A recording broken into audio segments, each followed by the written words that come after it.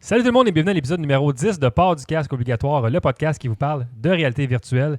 Et, mesdames, messieurs, malgré une pause de 2 ans entre l'épisode 9 et le 10, ben vos animateurs sont toujours moi-même, JF Combe, accompagné de Matt Bonin. Hello, hello. Ça va, Matt? Ben oui, toi? Ben oui. Remote comme ça, parce que COVID oblige. Ah, écoute, la technologie nous permet de faire tellement de belles choses. C'est-à-dire les mêmes choses qu'on faisait avant. Ben voilà. Mais on a eu quand même la demande générale d'une personne de revenir en podcast, parce qu'il faut le dire, on a comme un peu mis le format podcast de côté parce qu'on faisait des critiques vidéo pour RDS. Critiques vidéo qu'on va continuer à faire encore pour Podcast. Mais là, on s'est dit, tu sais, il y a quand même matière à discussion sur plusieurs sujets, plusieurs points qui sont pas nécessairement des critiques à proprement parler. Fait que c'est ce qu'on va faire ce soir, Matt. Yes, c'est sûr que il y a plein de jeux qui se prêtent pas à une critique de 5 minutes ou tout simplement qu'on n'a pas eu le temps de les adresser parce qu'il y avait d'autres choses. Ou il y a des affaires qui se discutent, mais qu'en critique tout seul, ça pas tellement sa place, là, comme on va le faire aujourd'hui d'ailleurs. Là, fait que ce soir, dans le fond, l'épisode sera 3 jeux chaque, donc 3 suggestions de jeux chaque. Parce que ça fait un petit bout qu'on n'a pas fait de podcast, donc on va vous suggérer des jeux que vous avez peut-être manqués ou si vous avez besoin de nouveaux défis dans votre librairie de VR. Puis d'ailleurs, Matt, t'es maintenant rendu avec un Oculus Quest. Yes, puis toi, t'es rendu avec un Valve Index. Hey, le casque de riche. On avait comme les deux, le HTC Vive, puis là, on a comme splitté comme, tu sais, le sans fil versus le trop haut de gamme, je te dirais. Là. C'est une bonne description. C'est ça. Fait que, en fait, maintenant, on peut couvrir vraiment plus large. Fait que ça va vous donner plusieurs suggestions. Il y a juste le PSVR aujourd'hui qu'on ne couvrira pas, mais bon, il y a d'autres jeux qui s'en viennent qu'on va pouvoir vous parler éventuellement. Ce soir, on va être plus focusé sur le PC et sur le Oculus Quest. Ben, malgré qu'à nous deux, il y a quand même 3 des titres qu'on va parler qui sont ou vont être disponibles sur PSVR. Donc, PSVR non négligé. C'est toujours une bonne plateforme. Puis là, avec les annonces de PS5 qui s'en viennent, j'ai hâte de savoir ce qui s'en vient pour le VR que Sony. Mais ce sera probablement un autre sujet pour un autre épisode. Tout à fait. Voilà. Donc, on va commencer. Je peux commencer, en fait. Puis le premier jeu que je vais vous suggérer ce soir, puis en plus, c'est un jeu que j'ai fait en critique. Ce sera le seul que j'aurais fait en critique vidéo. C'est Boneworks, qui était le jeu le plus attendu de 2019. Donc, développé et publié par la compagnie Stress Level Zero. C'était très attendu parce que ça ressemblait un peu à Half-Life. On pensait que c'était un Half-Life déguisé, qu'il y avait comme un nom de code, puis finalement, ils vont dire que c'est Half-Life. Jusqu'à temps que Alyx soit annoncé. Donc, c'est le Half-Life qui n'est pas Alyx, Boneworks. Puis Stress Level Zero, c'est une compagnie qui ont fait d'autres jeux, notamment Duck Season, que j'ai pas eu la chance d'essayer, que ça a l'air qui est assez weird. Puis tout cet univers-là, apparemment, serait interrelié. Mais là, si vous êtes des conspirationnistes puis vous haïssez le 5G, mettons, là, c'est un très bon univers à aller explorer, puis spécialement dans Boneworks, parce que c'est très pété là-dedans. On va jouer le Dr. Arthur Ford, qui travaille pour la compagnie Monogon. Et cette compagnie-là a développé un logiciel qui s'appelle MythOS. Et c'est un logiciel de réalité virtuelle. Donc, on joue un personnage de réalité virtuelle en étant dans la réalité virtuelle. Fait que, tu sais, le niveau d'Inception est quand même grand dans ce jeu-là. Puis, ça arrive même dans le jeu que des fois, on se fait un peu sortir de notre réalité virtuelle. Je ne veux pas trop en parler parce que ça spoil un peu, là. Mais c'est vraiment très bien. Ce jeu-là, en fait, le point fort du jeu, puis ce qui était le plus attendu, c'est que Stress Level Zero, ils ont voulu faire que chaque objet, chaque item ait une physique réaliste dans le jeu.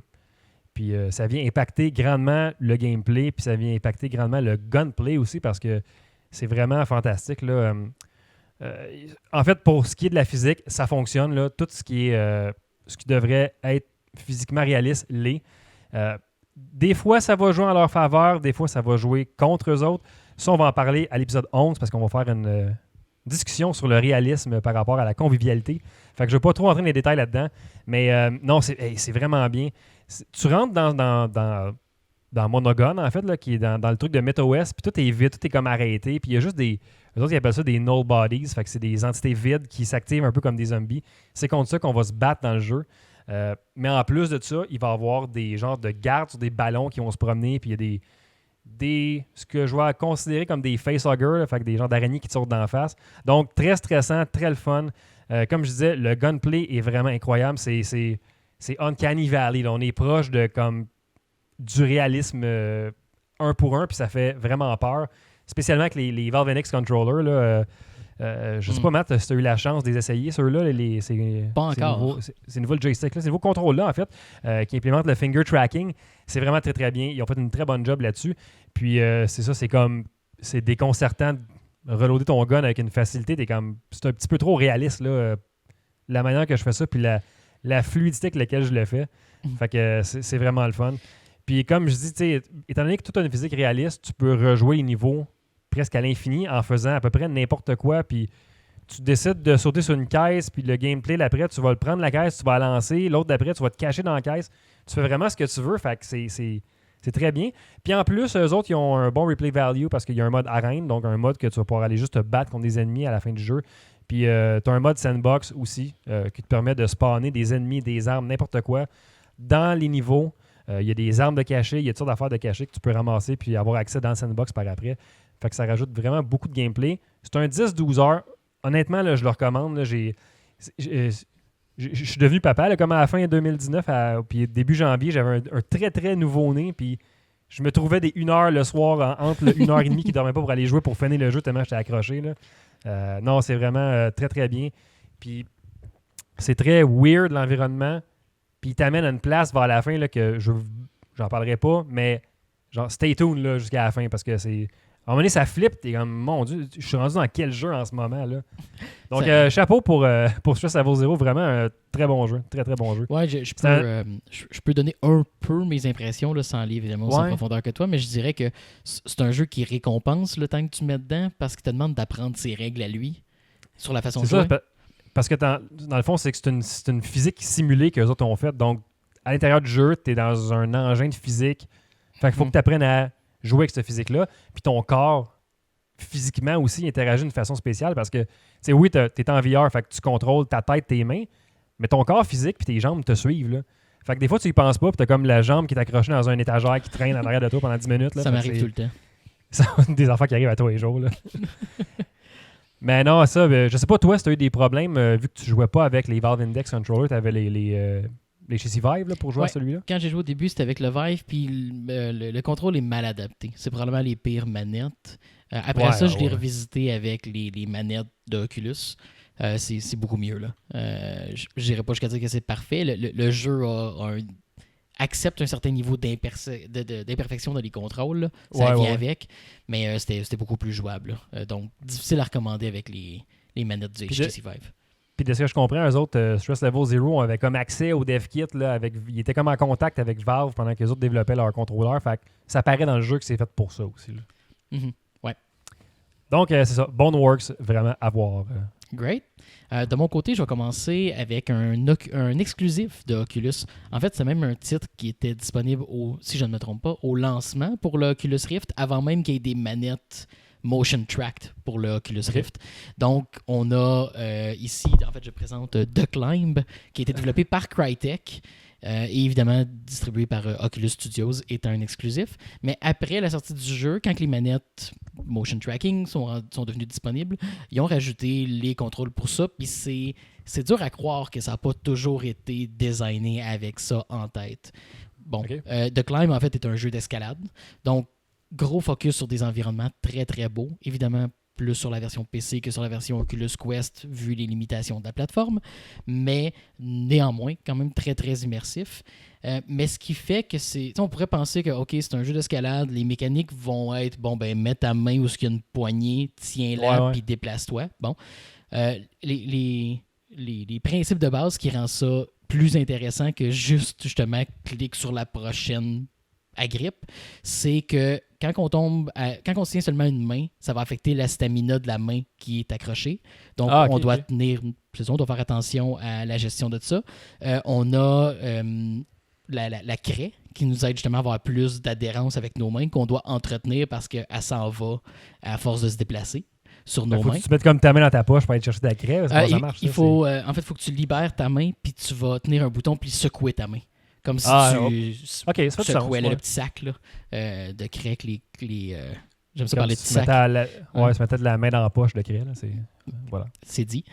Mais quand on commence, c'est à peu près les seules mécaniques qu'il y a. Ça reste quand même intéressant parce que il y a plusieurs chemins dans les environnements, donc on peut revisiter un même tableau puis découvrir des chemins alternatifs, puis il y a une certaine interactivité à travers ça. Mais du moment où on découvre les mécaniques avancées, là, on tombe avec l'utilisation des gâchettes analogiques, en fait. Puis probablement que c'était de même quand ça se jouait avec avant que les motion controls soient là, parce que ça utilisait la manette du Xbox. Donc, ils devaient se servir du côté analogique des gâchettes. Donc, ça devient que on peut se tenir seulement une main ou se tenir sur des poignées qui sont précaires, qui sont plus minces, ou ce que le personnage, dans le fond, la main va le prendre juste par le bout des doigts. Ouais. Si il y a un sweet spot sur la gâchette, puis on le voit sous le poignet du personnage, qu'il faut tenir dans ce sweet spot-là. Puis quand on est là-dedans, on ne gaspille pas de stamina à tenir notre main. Mais ce que ça crée en feeling d'immersion, c'est qu'on devient très, très prudent sur comment on place nos mains. Puis artificiellement, ça crée quelque chose de non artificiel. C'est-à-dire qu'on prend le temps de mettre notre main, de regarder le petit gauge de position pour être sûr qu'on est en train de préserver notre stamina. Fait que là, on va mettre notre main, on va la regarder précisément. Puis là, on va détourner notre regard pour placer la prochaine main, mais en essayant de maintenir la même pression. Ouais. Fait que vraiment, ça devient comme très délibéré, très, très soigné comme déplacement. Puis ça fait que ça devient incroyablement immersif. Puis ça devient un petit côté justement zen à tout ce jeu-là, que oui, c'est un jeu actif. C'est un jeu qui, à force de tenir les bras dans les airs, devient quand même exigeant. C'est con, là.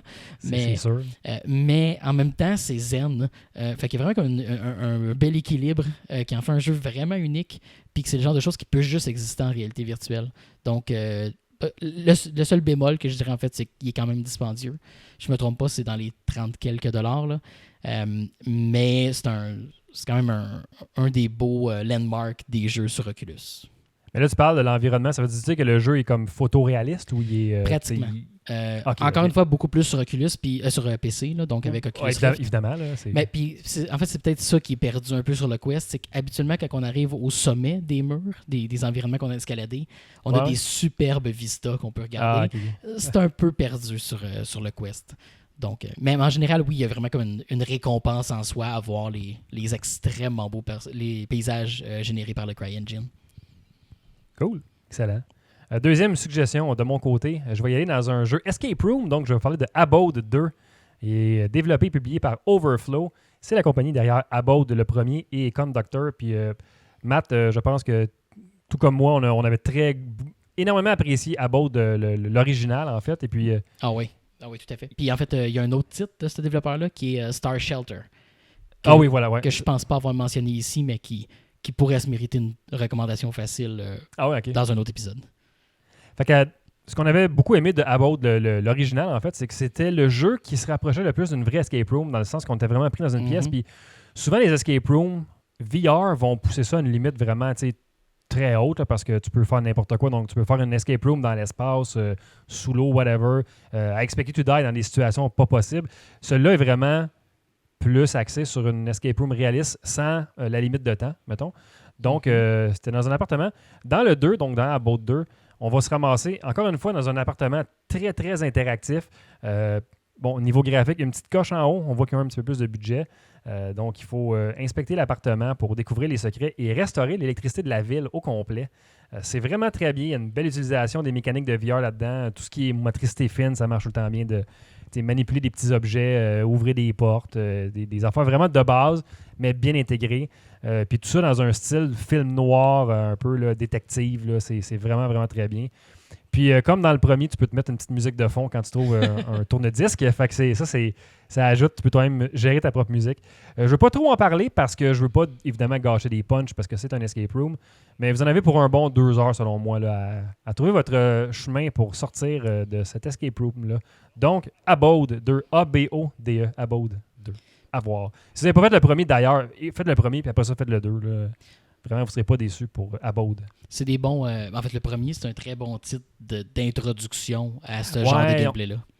Je pense qu'on l'avait mis d'ailleurs, on avait fait à un moment donné un post qui était comme les les incontournables ou le kit de départ pour un PC VR, mettons, puis on l'avait mis dedans. Là. Donc, mérite toujours sa place après 2 ans plus. Là. Ben, continuons d'abord dans les escape rooms, tant qu'à y être. Oui. Mais là, on va y aller un peu plus loin. Justement, si on dit que certaines escape rooms vont en général profiter du VR pour aller plus loin, c'est dur de trouver un exemple plus flagrant que The Room VR. Qui est la version VR du classique de Room sur les téléphones mobiles. Yes, exact. Puis justement, moi, je les ai pas faits, ceux sur mobile, mais justement, j'en parlais avec des amis qui ont pas du tout accès à des plateformes VR. Puis quand j'ai mentionné le titre, ils ont vraiment comme allumé. Là. Ils ont vraiment fait comme « Oh wow, ok, je les aimais en Android, je peux pas imaginer ce que ça donne en réalité virtuelle. » Mais bref, ça construit beaucoup, à ce que j'ai compris, sur ce que les versions Android font. Donc, c'est des puzzles style escape room, mais c'est très, très chargé d'ambiance. Je pense que c'est le premier qu'ils ont fait qui date d'à peu près 8 ans. Donc, je pense que c'est le port quasiment direct de la version mobile. Là. OK, j'avais pas vu ça, mais intéressant. Donc, ça se passe à l'époque victorienne. Dans le fond, on est très, très dans le Sherlock Holmes en termes de présentation. En fait, Sherlock Holmes rencontre Cthulhu. Là. Donc, on est dans les horreurs surnaturelles à l'époque victorienne. Donc, toujours un mélange gagnant pour crisser la chienne à quelqu'un en VR. Mais non, c'est pas un jeu qui fait du tout des sauts. Là. Autant l'ambiance peut être lourde, il n'y a pas de jump scare, il n'y a rien de ça. Là. Donc, laissez pas ça vous dissuader de jouer un bon jeu d'escape room.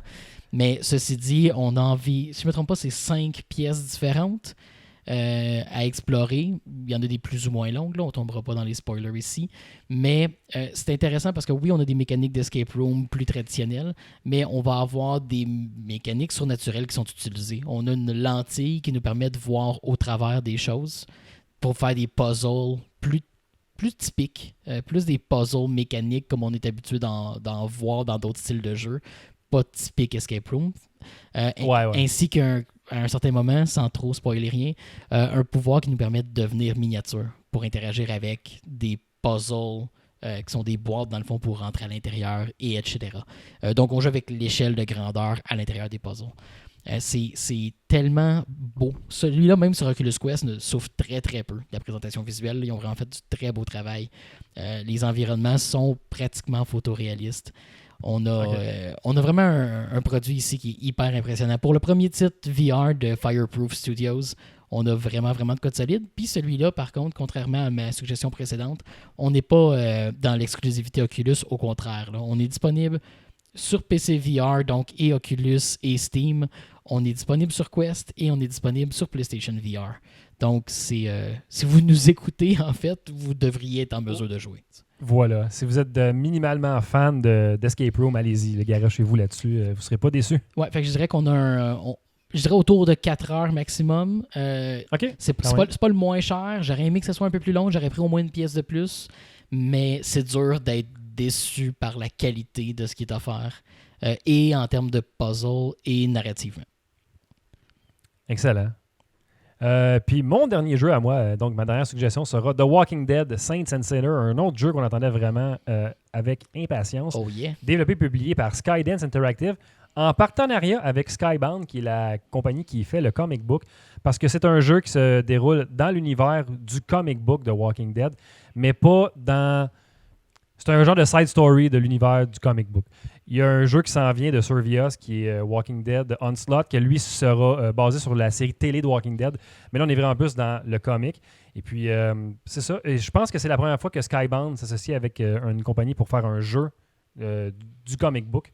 Donc, voilà, vraiment. Pas pour... moi, je m'en dis, ils ont fait sur... les Telltale, j'imagine. Telltale, ouais. Donc, les jeux d'aventure là, qui étaient... Première VR, en fait, au moins, là. on réduit le terrain de jeu. On réduit c'est ça un petit peu. Là. Mais donc, dans l'univers de la bande dessinée, on va jouer un personnage inconnu qui s'appelle The Tourist et on arrive en Nouvelle-Orléans qui a été submergé par l'eau. Donc, on arrive en bateau là-dedans. Et à la Nouvelle-Orléans, il y a 2 clans qui sont en conflit. Un clan qui s'appelle The Tower. Évidemment, vous aurez deviné qu'il y a une grosse tour dans la ville. Et il y a un autre groupe qui s'appelle The Reserve, donc la réserve. Et puis, c'est la mer des poignées entre les deux. Bon, comme évidemment dans Walking Dead, ce qu'ils nous apprennent, c'est que le vrai danger, ce n'est pas les zombies, c'est les humains. Puis on le voit là-dedans. Puis la séquence d'ouverture de ce jeu-là est juste fantastique. Tu arrives en petit bateau, puis tu vois les zombies dans l'eau qui flottent, puis le monde qui se font gonner c'est sur des balcons par du monde avec des masques, puis des comme oh shit, ok, là, ça va brasser. Et effectivement, ça brasse beaucoup dans ce jeu-là. C'est un jeu d'exploration et de crafting. Donc, on va se promener dans un univers, dans la Nouvelle-Orléans, avec des zombies, et puis il y a quelques humains dispersés un peu partout. Puis il va falloir justement là, faire du crafting, puis explorer, ramasser des pièces d'équipement à terre, donc ramasser des bouts de fusil, ramasser du bois, du métal. Puis quand on va revenir à notre base, on va pouvoir crafter différents items, dépendamment de ce qu'on a ramassé, et se bâtir un bel arsenal. Donc, ça marche par journée, ce jeu-là. Donc, à la fin de la journée, on va boire une shot de je sais pas quoi, de whisky dans un flac, on va tomber endormi, et on va se réveiller le lendemain, on repart frais. Pareil comme dans la vraie vie. Comme dans la vraie vie, effectivement. Il faut faire très attention quand on part parce qu'il y a une gestion du temps à penser là-dedans. On a une montre au poignet qui va nous indiquer un genre de cadran qui tourne. Et quand le cadran termine, il y a une genre de sirène qui part. Et va-t'en de là parce que l'invasion de zombies s'en vient. Donc, tu sais, c'est le Tower que je parlais tantôt, là, c'est eux qui ont l'air d'avoir mis ça là-dedans. Donc, à faire attention. Bon, évidemment, très belle mécanique pour tuer des zombies là-dedans avec les fusils, évidemment. Et puis, le plus fun, par contre, c'est avec les épées, les couteaux et tout ça. Il va falloir être très vigilant de comment on va tuer les zombies. Donc, il faut rentrer, mettons, un couteau dans une tête d'un zombie avec une bonne force, avec un bon angle, et puis le couteau va rester pris. Il va falloir un peu forcer par en arrière pour le sortir, le couteau. Fait que c'est vraiment bien au niveau de l'immersion pour ça. Là, vraiment, là, c'est très bien réussi. Puis, c'est un peu weird parce que on te demande de faire du crafting, mais ce qui marche le mieux, ça reste des couteaux là, dans l'univers zombie parce que dès que tu as un shotgun, là, oublie ça. Prends-le à ton dernier recours parce qu'après ça, il faut que tu te sauves le plus vite possible. Parce que tu attires trop l'attention, quoi. C'est ça, justement. Là. Fait qu'il y a plein de maisons abandonnées à explorer. Fait que c'est vraiment le fun de débarrer une porte, tu as la lampe de poche dans une main, puis tu as le couteau sur l'autre main, puis là, tu avances tranquillement, puis tu te dis, si je me tourne un coin, on va me pouvoir ramasser, puis là. Voilà, fait que c'est vraiment très très bien. Les armes se brisent aussi avec le temps, donc c'est quelque chose à penser. Et puis, non, c'est un excellent jeu de zombies, c'est un excellent jeu de Walking Dead. Ça, avec, c'est un genre de 10-12 heures que vous allez avoir dans ce jeu-là. Vaut vraiment la peine, surtout que les décisions dans le jeu que vous allez prendre vont affecter tout le reste du gameplay. Fait que des fois, il y a une madame qui va te dire « Ah, mon mari est mort, mettons, dans telle maison, tu peux aller chercher ma bague de fiançailles? » Puis là, tu peux comme faire « Oui, je vais y aller. Non, j'irai pas. » Ou « Je vais aller juste la tuer, la madame qui me parle, là, parce qu'on est dans Walking Dead. » Puis tu peux revenir avec, tu peux lui donner sa bague, la tuer après, pas la tuer. Tu fais vraiment ce que tu veux. Là, puis il faut que tu infiles des clans. Donc, il y a beaucoup c'est beaucoup furtif, ce jeu-là. Ça a l'air d'être un bon mix d'action, d'exploration, puis de world building. Ouais, c'est vraiment très bien. Puis l'histoire est quand même soutenue, puis elle est quand même intéressante à suivre. Là, donc, c'est pas juste de tuer des zombies pour tuer des zombies. Là. Donc, voilà, The Walking Dead, Saints and Sinners. Sur quelle plateforme que c'est disponible? C'est disponible sur PC. Ça s'en vient sur PSVR très bientôt et je pense que ça va être disponible à la fin de l'année sur l'Oculus Quest, si je ne me trompe pas. C'est ce qu'ils ont annoncé. On n'a pas plus de confirmation, mais ils n'ont pas de encore. Mais PSVR, c'est imminent, je pense. Fait que moi, je m'attends à ce qu'on ait une annonce. Là, il y a le Upload VR Showcase qui s'en vient la semaine prochaine. Donc, peut-être une annonce là. On va voir. Anyway, on va vous le dire sur notre site web, là, sur notre page Facebook aussi, si jamais on voit une date de sortie pour Saints and Sinners sur PSVR. Good. Et finalement, j'y vais avec un titre qui, en fait, un peu comme The Climb, qui est là depuis longtemps en réalité virtuelle, mais qui a été manqué par beaucoup, parce qu'à l'origine, il était, si je ne me trompe, seulement sur Daydream ou sur Oculus Go. Bref, sur des plateformes VR plus restreintes mobiles. Exact. Exact. Je ne me trompe pas, c'était Daydream au départ. Anyway, le fait est que c'était sur des plateformes VR très, très limitées à l'époque. On parle ici de virtual reality. Donc, c'est deux fois virtual. Sans aller jusque dans Boneworks en termes de méta réalité virtuelle. C'est un jeu d'exploration narrative, puzzle. Ça va chercher des éléments de, si vous connaissez Stanley Parable, ça va chercher des éléments un petit peu de accounting, si vous connaissez le plus raunchy qu'il y a eu en réalité virtuelle. Dr. Landeskog aussi. Landeskog, exact. Ça a ce petit côté-là, très, très humour, très, très focusé sur l'humour, mais avec une narrative dissimulée, puis beaucoup à explorer puis à découvrir. C'est vraiment un des bijoux de la réalité virtuelle, puis le mieux, évidemment, c'est d'en dire le moins possible, parce qu'il y a beaucoup à découvrir, évidemment. Mais ce genre de jeu-là. Mais c'est ça. Donc, a priori, on se retrouve à travailler pour une compagnie qui... En fait, les intelligences artificielles ont pris essentiellement le contrôle de cette réalité. Et on travaille, bref, à assouvir les différents désirs des AI qui sont bored. Donc, ça va autant de faire plaisir à un navire qui est en constant besoin d'attention ou d'une ville qui veut revivre l'euphorie d'une parade avec des ballons qui flottaient dans les airs. Des fois, ça va de bittersweet à étrangement sexuel, mais pas vraiment, et fucked up, mais ça tout à fait. Puis après ça, ben, ça peut aller dans n'importe quelle direction. Et bref, c'est pas une expérience qui est vide de signification. Okay. Donc, c'est un... Je veux pas aller dans le territoire des spoilers, mais c'est pas que de l'humour. Il y a plus à explorer. Et c'est étrangement difficile de passer certaines barrières narratives que le jeu offre. Donc, c'est très, très, très mérité, les différents moments d'histoire. Fait que c'est une très facile recommandation. Je dirais environ 3-4 heures, dépendamment du rythme, évidemment, auquel vous allez découvrir comment aller plus loin que ce que le jeu vous présente. Mais fortement, fortement recommandé. Puis dans ce cas-ci, ben, c'est disponible et sur Oculus Go, Oculus Quest, PC VR et PlayStation VR, donc pas d'excuses. Disponible un peu partout, puis si je ne me trompe pas, c'est autour de 15$. Donc voilà, vous avez des suggestions pour à peu près toutes les plateformes s'il y a des affaires que vous n'avez pas jouées en ce moment. Là. En attendant d'autres sorties qui s'en viennent, là, imminentes, là, dont Iron Man VR sur PSVR, qu'on vous parlera éventuellement. Mm-hmm. Mais c'était nos suggestions pour cet épisode 10. Yes. 2 ans plus tard. Toujours vivant. Toujours vivant.